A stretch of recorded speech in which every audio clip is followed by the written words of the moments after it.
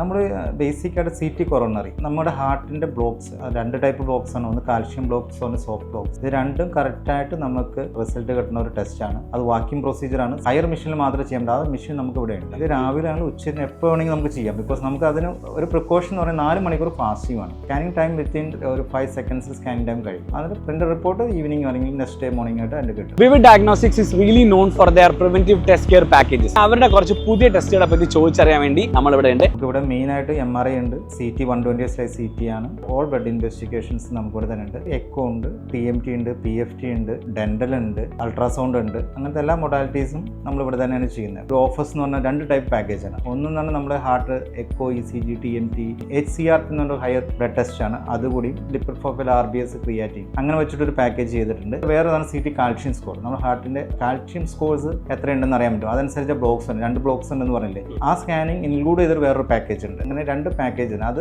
ആ calcium square plus TMT ചെയ്ത് കഴിഞ്ഞാൽ ഓൾമോസ്റ്റ് നമുക്ക് അറിയാൻ പറ്റും ബ്ലോക്സ് ഉണ്ടോ ഇല്ലേ എന്ന്. വൈറ്റിലാണ് നമ്മൾ ഈ ഓഫേഴ്സ് ഇട്ടേക്കുന്നത്. ബിക്കോസ് ഈ CT ഒക്കെ ഉള്ളത് വൈറ്റ്ലെസ് സെന്റേഴ്സിലാണ് 128 ഉള്ളത്. ഒബിയസ് ആയ ആൾക്കാർ വാക്കിംഗ് നടക്കുമ്പോൾ chest pain, just breathing issues ഉള്ളല്ലേ, അങ്ങനെ വരുമ്പോൾ ചെയ്തൊരു സ്പെയിൻ ചെയ്ത് നോക്കുന്നത് നല്ലതായിരിക്കും. വിവിഡ് ഡയഗ്നോസ്റ്റിക് സെന്ററിന്റെ ലൊക്കേഷൻ വരുന്നത് ചളിക്കവട്ടമാണ്, നമ്മുടെ വൈറ്റിലയുടെ തൊട്ടിപ്പുറത്ത്. അപ്പോൾ നിങ്ങൾ വരികയാണെങ്കിൽ മോർണിംഗ് 6 AM till നൈറ്റ് അവർ ഓപ്പൺ ആണ്. ആൻഡ് പ്രയർ ഒരു അപ്പോയിന്റ്മെന്റ് ബുക്ക് ചെയ്ത് വരുന്നതായിരിക്കും നല്ലത്.